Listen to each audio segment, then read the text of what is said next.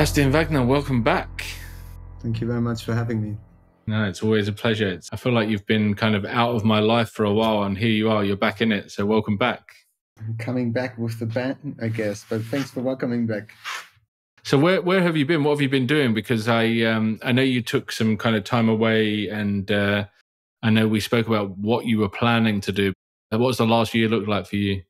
The last year was a lot of introspection, a lot of questions about what I want to do and how I want to do things, because like being self-employed, you don't really have fixed working hours. And while it is appealing to set your own working hours, sometimes you overshoot the target. And I just had to take a break. I spent the last year really working on myself and taking care of myself while still providing some of the coaching sessions myself. We have an amazing coach, Vinay Sale, who was kind of taking over for me, really making sure we could continue to deliver the experience for our students. But yeah, I think I don't want to go into the details of what I've done because people will get jealous.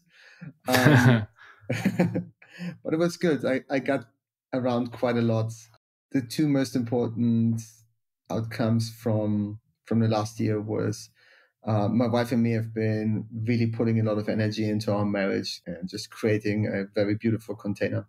That was a wonderful experience. And of course, writing that book, those are the two main accomplishments from this year. And now that I'm back, holy shit, I have so much energy. I'm literally flying, and it's not because of the Red Bull. But everybody was contemplating to take a break, and really recharge and give yourself that gift. It's so valuable. You mentioned you were still doing some coaching, but were you able to properly switch off of get off LinkedIn? You didn't think about Salesforce at all? Yes. So what I've done is I set predefined times in the month that I would actually engage with my students and be available to run sessions myself. So effectively, I was working 1 week a month. That's when I set time aside and I'm available.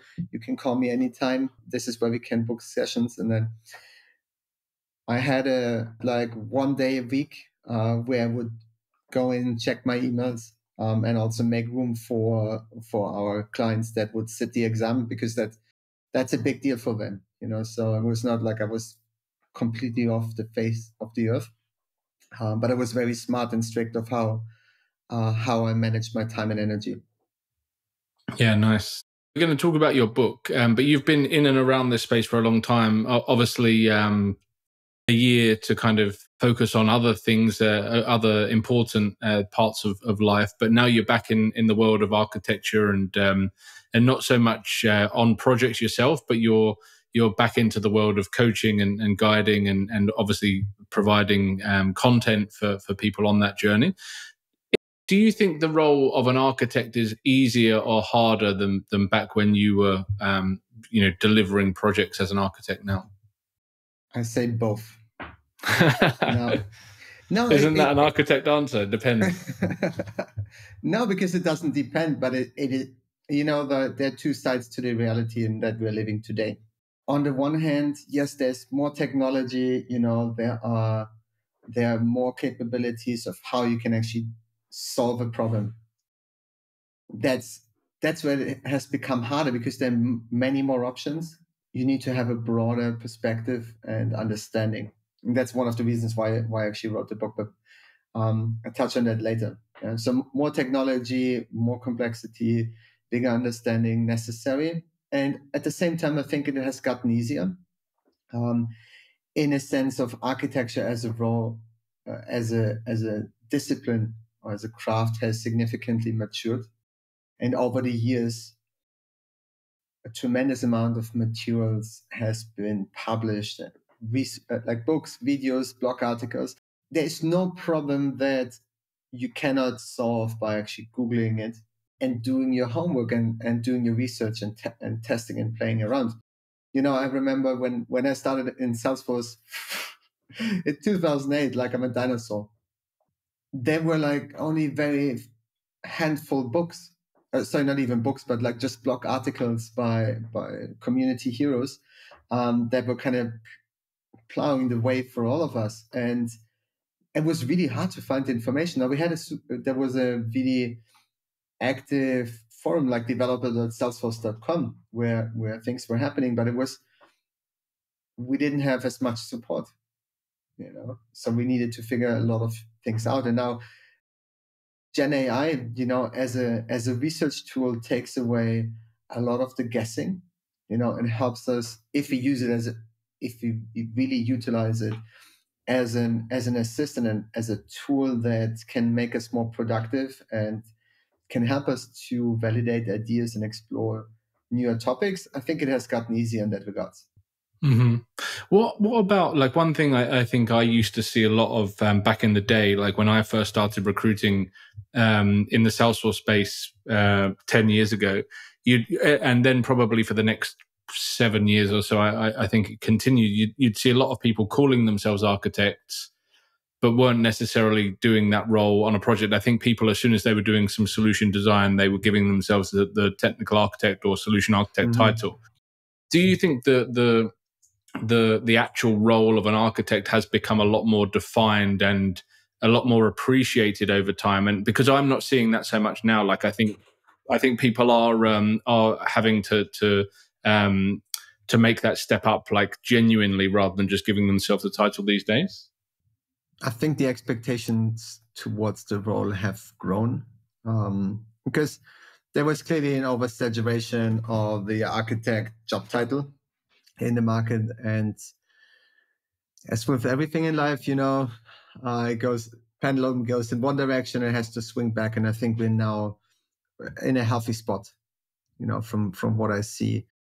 Now, there's still a lot of people who have the job title application architect based on the certificate that they have done. But I think from what I see, the architects that are coming along my way and the conversations that I'm having with partners in the space, is that really higher expectations, a clearer understanding of what the role actually is and entails. And as such, people have to level up if they want to live up to that expectation. Mm-hmm.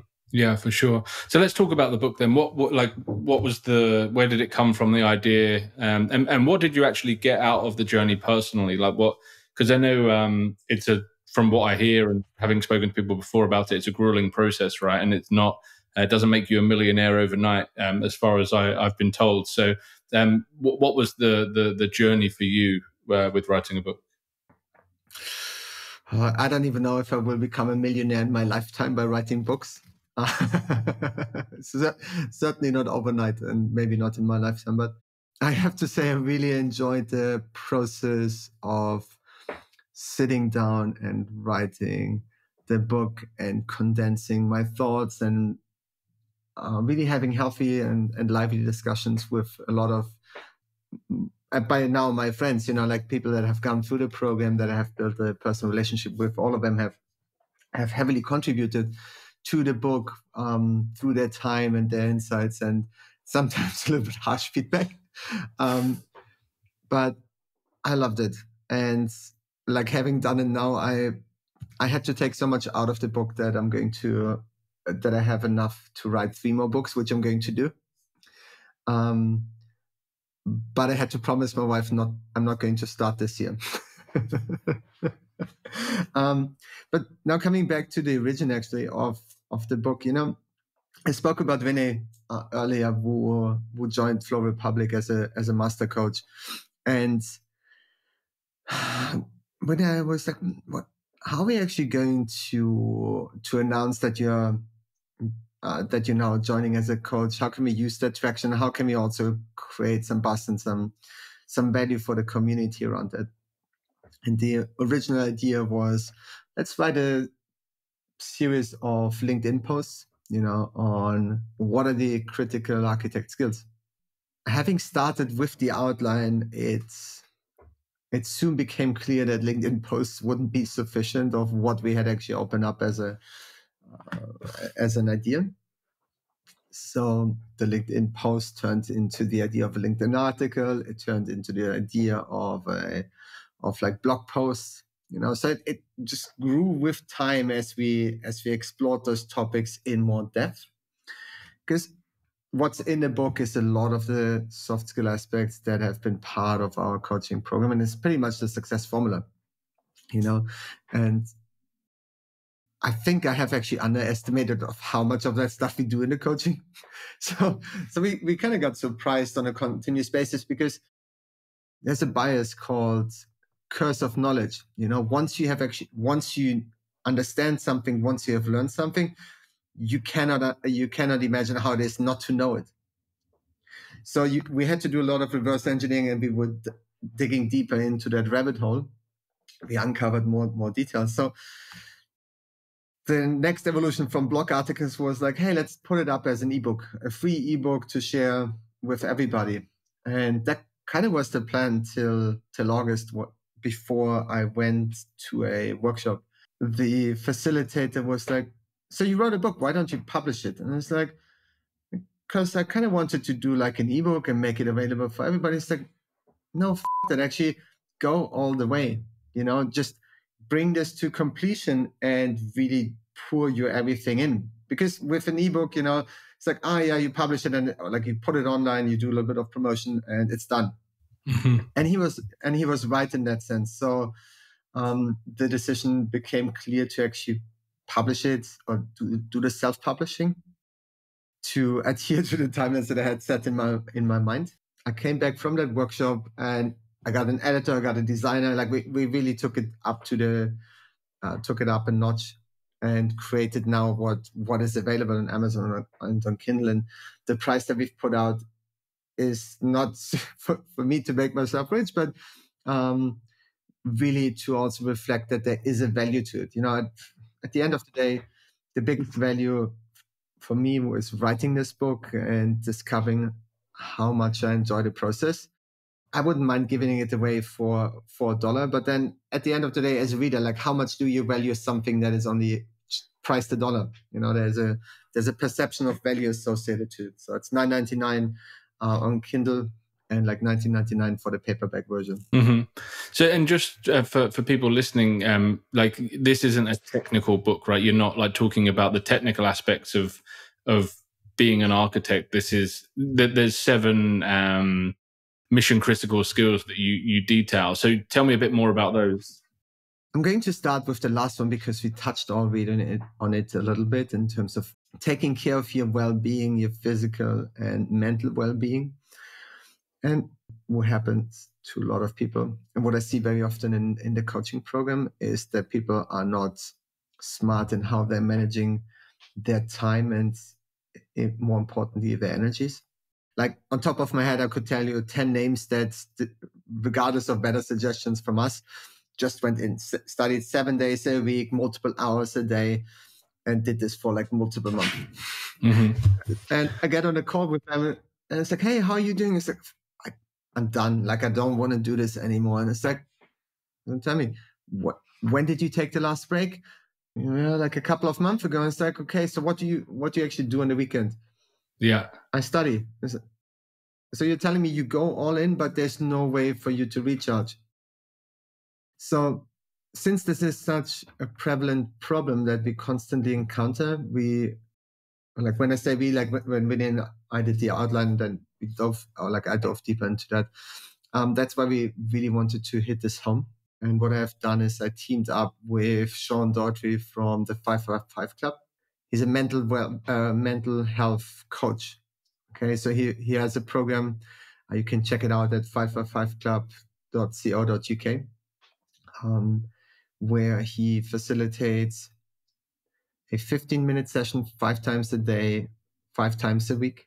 That's the 555, where he goes through meditation, breathing, and gratitude exercises that are accessible to everybody, and we can easily practice every day, and which offers tremendous benefits. I could have written probably like 10 books about well-being and meditation and all that kind of stuff, but at the end of the day, nobody reads that. So what we've done is we asked Sean if he would actually come in and share his expertise, and he put everything into the book, what he has to offer in terms of understanding. But what he does is he offers you like a space where you can come every day and do the practice center work. And he has also included like a like a link to recording where people can just do it on their own. So I think it's tremendously helpful because it's so easy and actionable.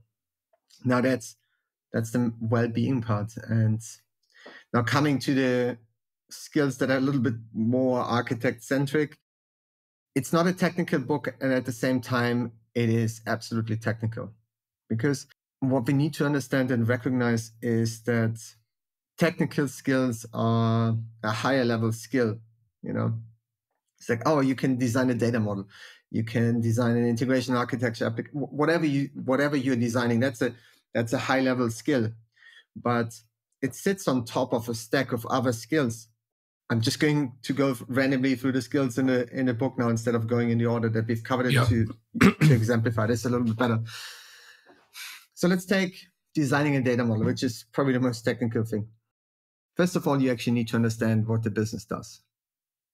You know, like what are they trying to accomplish? How does their process work? You know, what are some of the driving factors that will help you to make the right decisions? Do you have a customer who has an aggressive expansion strategy? Now, maybe some of the design choices that you're making will hinder the execution of that strategy due to performance issues. You know, do they want to expand internationally? Whatever it is, but really understanding the business is an essential skill in that stack. Would you agree? 100%, yeah. It's one thing to understand the business, but you actually need to know the subject. Okay, I'm going to pivot here a little bit, but Salesforce Canvas. On the outlines, it's a super simple product. You have an iframe that you plug in, you specify a URL, and it renders the stuff. Underneath the surface level, you have user experience, you have coding, you have identity concepts, you have integration. So there is a lot of details packed into like this one. There are a lot of concepts and complicated topics that actually comprise this perceived simple thing of a canvas. You'll be surprised of how many architects I have that have no clue how Canvas actually works, despite the fact of being an integration architect. You know, it's something that you have to study. So smart learning is an essential skill and it's necessary to be really good at our technical profession. Okay. And it's not only about like learning a subject, for which we have like, I think like 20 different practical tips in the book, but also how do you practice? I see this on a regular basis, like people go down in a rabbit hole. I mean, I need to do this, I need to do this and this, but there's no plan of how to actually practice. How do you build a prototype? How do you actually think about, or like what you have to consider and what you have to think about as you're practicing? And what we've put into the book is just from the value. I think if you were to charge the value of how much time people can save by following the learning guides, that would be a couple of $100 at least on an hourly basis. You know, because it's about smart learning. You have only so many hours per day. And what I'm trying to do is I actually want to give you the biggest bang for the buck. So how do you learn smart? And it's pretty much just like one of the key pillars in our coaching program, smart learning. So you understand the business, you actually know the different concepts that are underlying. Now, the next thing is how do you actually choose what's the right solution? You know, and that really comes down to problem solving. So really understanding what is the problem that we are trying to solve here through technology, or if the solution is not even a tech solution at all, maybe we need to re-engineer the process. Maybe we need to work on need to massage the requirements first. One of the skills that we're covering is fundamentally problem solving, which is very far-reaching and comes down to how do you dissect the problem? You know, what are the different building blocks and elements? How can you use visualization? So like really visualizing it in your mental eye of how the process works. You know, how do you incorporate change into it? And it might sound very basic to a lot of people, but here's the thing: I've been doing coaching now for many, many years, and everything that I've put in there is something that I see people struggling with. And let me give you a very concrete example from a session I ran on Friday. So we have a scenario that we work through together with the participants of a cohort. And there's a requirement, mobile application, collects vitals data through a Bluetooth device and sends it to a vitals tracking system. And some alerts need to be sent to Salesforce. The student actually picks like the right platform to host the vitals data in the context of the scenario, which was Heroku. But then he had to set, like the requirement was to send alerts over, and he brushed it over and was like, yeah, I'm going to use Heroku Connect. I was like, okay, cool. Tell me how this is going to work. And now things are starting to fall a little bit apart because he hadn't really thought this through in the necessary level of detail. He hadn't visualized the process. Now we can brush this off as somebody making a mistake, and that's fair enough. The next requirement in the scenario is the exact same thing in regards to the requirement, just like a slight modification. The one thing is like synchronize like a data point, and the other one is trigger a case. And he offers a completely different solution based on Heroku. The one was like a data sync process. The other one was like building like some form of call out on top of the Heroku database that then makes a REST call. Yeah, I don't want to go into too much details, but you see just within those two requirements, you see two of the primary mistakes that people are making. It's like not thinking the problem through end to end and visualizing how the problem, what the problem is, and then visualizing the solution, and also having inconsistencies in the solutioning. Do you think a lot, like when people are going into the journey, obviously a lot of the people that you see are going into the journey of becoming a CTA, that's what they want to do. Do you even, but obviously if they haven't read the book, which a lot of them won't up until this point, I mean, problem solving is probably one that people think, right, that's something I'm going to have to consider. But like smart learning, taking care of your well-being, like are these things that people even think are going to be part of that journey? No, because I think a lot of people are under the misimpression that just because they can complete some badges on Twilight, they're good at learning. Mm-hmm. And that sounds very judgmental, but here's the thing, it's one thing to have like a curated guiding learning journey through Twilight, which offers a tremendous value, but very often it's superficial learning, and it's not even like goal-based learning in order to actually learn something, but it's like, it's gamified. I want to get like a point, rather than doing in-depth learning and full comprehension of a subject. If we look at problem solving, if you ask someone, are you a good problem solver? A lot of people will give you a yes or a no. But like if you ask them how they solve a problem, they probably couldn't talk through a process. Yeah, exactly. I mean, everybody that thinks they're a good problem solver, come to me and we test this. Yeah, I'm not a good problem solver before you start testing me on the spot. No, don't worry. No, but I think you're bringing up a good point, because for a lot of technical people, they perceive themselves as good problem solvers. I don't want to reject that claim in general, but I think what's important to understand is like there are certain techniques and practices that we can actually do that make us a better problem solver. Sure, I can throw a problem at you and you solve it, but is it the best possible solution to the problem? Have you considered all the different implications and the effects? Have you considered what's the long-term effect? How do you manage change? What's the bigger context? So I think problem solving is something all of us can improve on. Same for me.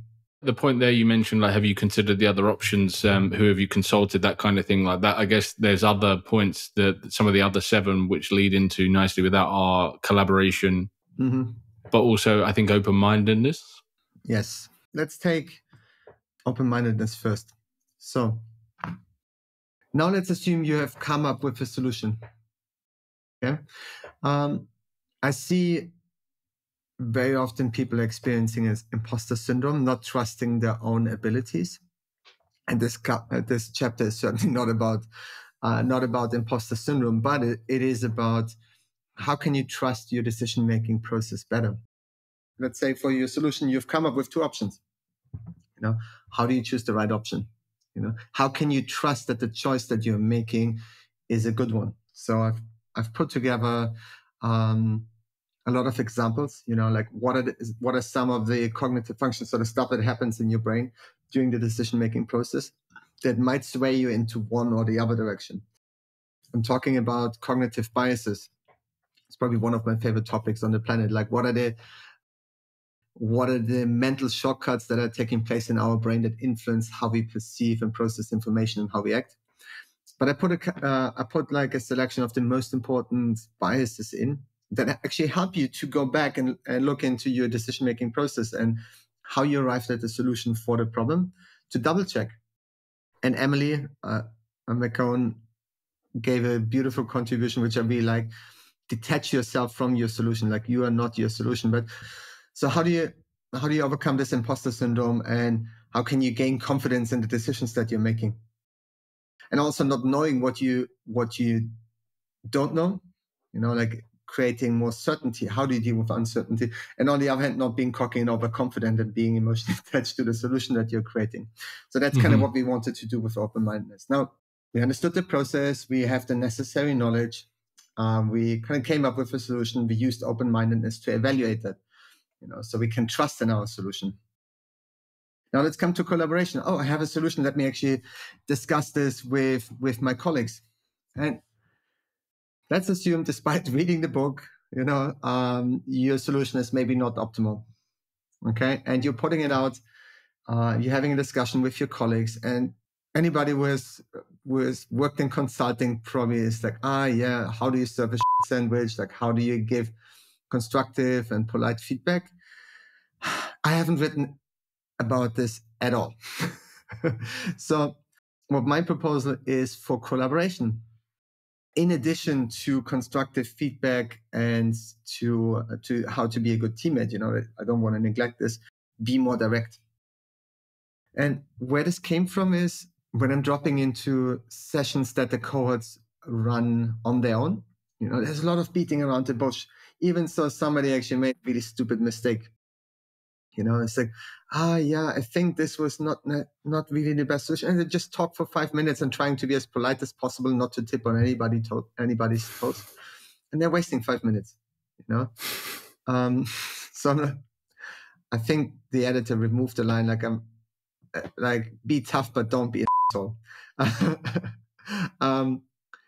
But what I'm advocating for the collaboration is be more direct. Okay, be kind, but be direct and in your feedback and in your engagements. Also, like, how can you collaborate more effectively with others? When we have study groups that are running, it's like, so what's the agenda? Yeah, I don't know. Like, I just joined the 2-hour call. The are you doing here? Yeah. What's the point of carving 2 hours of your day out without actually having agreed of what you want to cover? People are not coming prepared. So there's a lot about directness as well as constructive, effective collaboration. So for instance, I schedule a meeting invite. Hey, I want to discuss a solution with you. I would expect from you to send me an email. Hey, send me all the details so I can prepare. You come prepared to the session and we get it done. And I appreciate there's my German directness shining through. Well, yeah, I was going to say, I think directness will come easier to some than others, right? Like, some people it's just naturally direct. Other people that's really not going to be something they're comfortable with, but it's an important, because it's all about not wasting time, right? That's where you're driving that from. It's coming from a place of appreciating people's time and driving towards an outcome. But if you look at all of the 7, would you say that, from what you've seen, having coached, hundreds of architects over the years, are there some that people struggle with more than others? 100%, but I can't really pinpoint it. It's not a certain demographic. It's not a certain country. It's like across the board. And I also have to say, when we do the coaching, our job is to be tough, to really challenge people. And it's easier for some that are actively involved in discovery workshops that are kind of getting grilled on a more regular basis. But you see, when we do sessions with our clients, we chase them through scenarios, we're really making their brain hurt by intention, because we want to help them to achieve the best outcomes they can have. What we do is we create a safe environment where it's like, okay, I'm going to go hard on you now. Okay, let me know when you don't feel well, and we pause here. So it's like finding also the right balance. And in the book, I'm writing about how to create a constructive, collaborative, challenging, safe container. And I have to write this word down because it just came up with it. But that's pretty much the concept. I'm not saying, oh, go in and just be direct and cut to the chase, but like speak openly with people and ask for permission, to address this directly, and finding the right balance with them. Because at the end of the day, I'm not advocating for being direct just for being direct, but there needs to be benefit for the other person. Yeah, I think it all comes back to like needing to have a level of EQ as well, right? Because if you're just going to be direct and not appreciate how that's being perceived by the other person, and I think that's going to fall over, right? So it's about having that level of EQ to understand how your directness is impacting that person in front of you as well. Yeah, absolutely. And it's a process, 100%. It's like something to work with. But I think there are tremendous benefits of being more direct and challenging our colleagues and peers, because that helps us to grow. It's really what it is. And I think that not just in an architecture standpoint, I think like even in just day-to-day engagement in a business, right? Because like I sometimes will sit in a WeWork or something, and I hear these meetings that are going on, and people are just going like round in circles. Yeah. And then it sometimes might just be I'm hearing one person speak, but they're part of a bigger meeting, and I'm just like, people are wasting so much time. Yeah. It's just like, and it's just draining. There's a solution to it. Buy the book, follow the instructions, and be more direct and cut to the chase. 100%.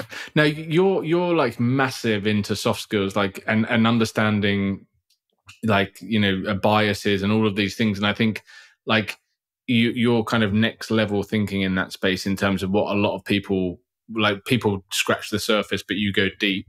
So what I'm really interested in knowing is like how you see the future with AI, and who's going to work well in an AI world, and the kind of skills that are going to be more or less important, like from a like if you don't have these soft skills, is there going to be a place for you in like IT architecture if AI can do a lot of the kind of technical part in the future?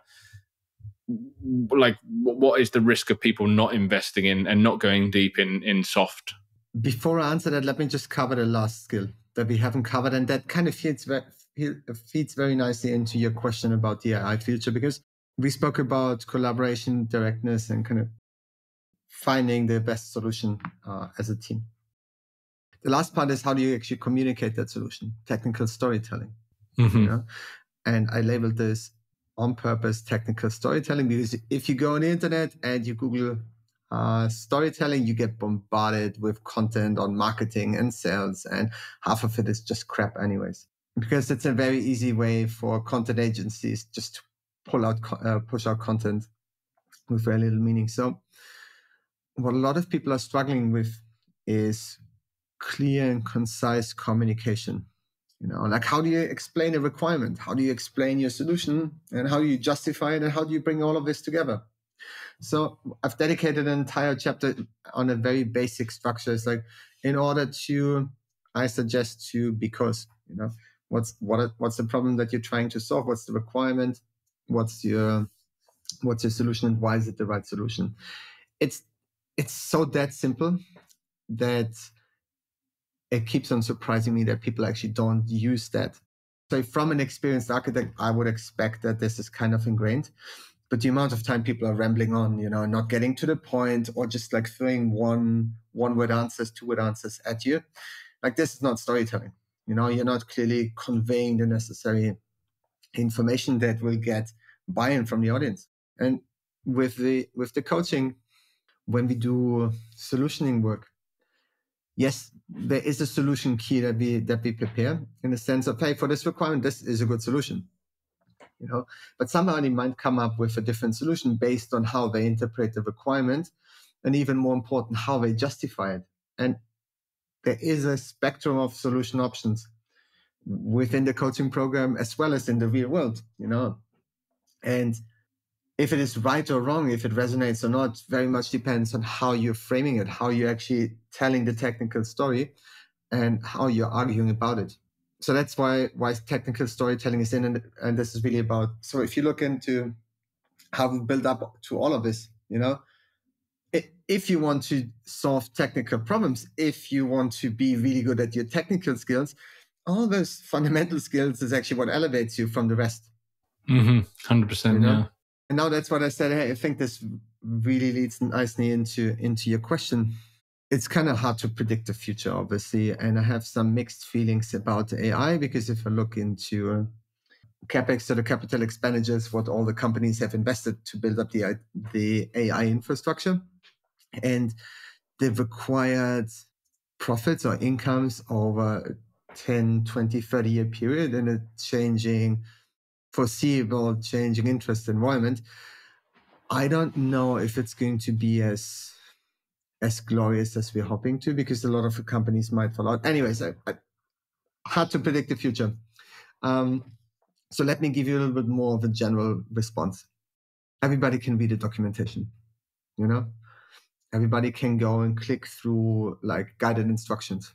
That's pretty basic. Now, how can you actually separate yourself from it? It is through those soft skills, because if you are operating in a market where everybody has access to the same information, and now with AI in particular, the only thing that you can bring to the table is the skills that you're underpinning your ability to use that technology or to use the information that is available to you.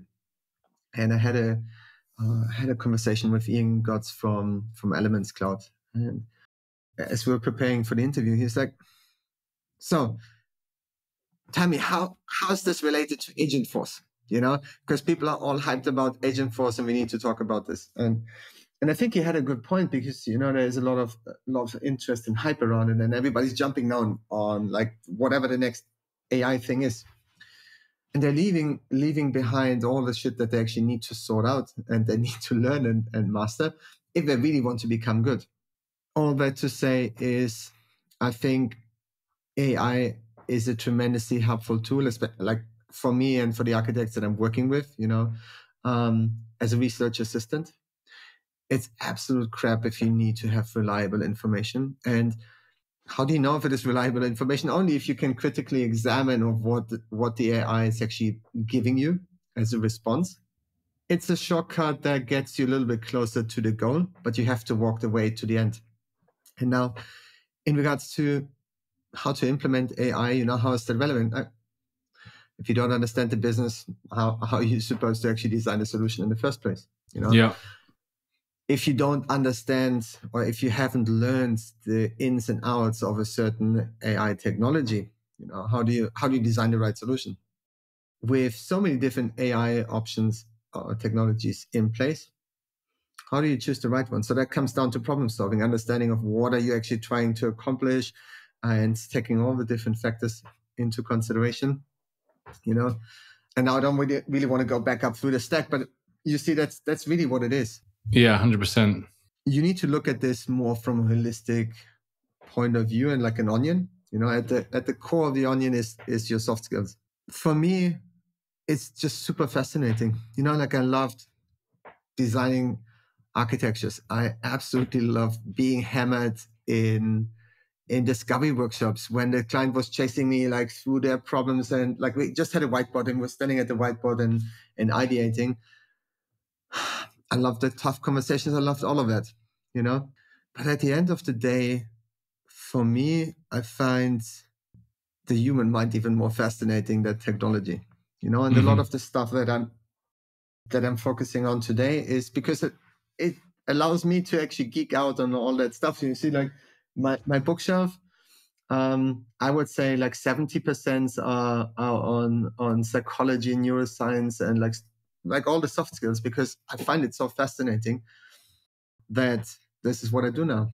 Yeah, nice. And like I said before, like I think a lot of the people that have gone through your program, they didn't know about all of that stuff before they started, right? They didn't know the importance of it. And then a lot of the time, I've spoken to so many people that have gone through the program and have achieved the goal. And it's like, it's those building blocks that they would never have passed had they not gone back and gone, right, actual mindfulness. Like, how do I actually approach this problem? The problem solving, even the collaboration with other people on the journey, right? You're learning to go on a journey with someone else and have, that experience with someone. I think even that has helped people. So yeah, even though you hadn't written the book at that time, this was all of the things that I've heard about through the people that have been through your programs. Exactly. So where are you these days in terms of like if people want to reach out? Is it LinkedIn? Is it where can they find the book? Like where do people go to get more info? I think there's no escape for people in the next couple of months from me. And I will tell you why, because I'm back. I have so much energy that I'm now channeling. So I'm revamping our CTA coaching program. We're migrating to a new platform, and we're going to drop Slack because there's something more epic that can help them. But why is that relevant? Because we're going to make part of the community available to the entire Salesforce community with like free resources and materials, and you can bet on it that I'm going to heavily be talking about this. So that's what I mean with there's no escape. But I mean, people can find me on LinkedIn, Sebastian Wagner. I don't do X. My Instagram account is private.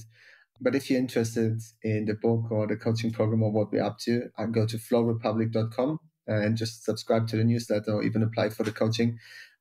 We have some really epic stuff coming out next year. But I will tell everything the next time when I can actually show it. Awesome. Well, I look forward to having you back. And yeah, thanks. I've really enjoyed catching up and hearing more about what you've been up to. And yeah, I know there's a lot of value in there for lots of people. Yeah. Thank you very much. Have a good one. Ciao. My pleasure.